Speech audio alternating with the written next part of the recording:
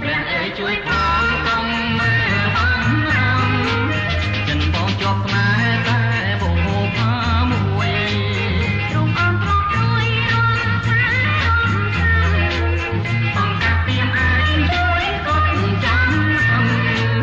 ម៉ែខ្ញុំស្នេហ៍ចាំជួងគ្នាជាគូ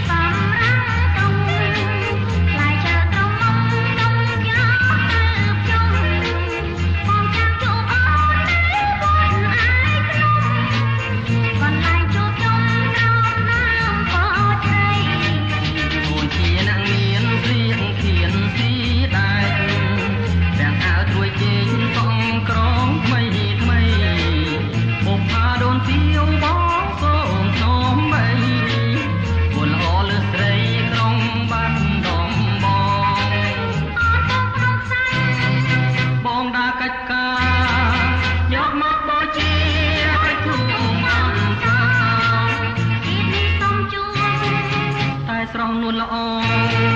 ព្រះអើយជួយផង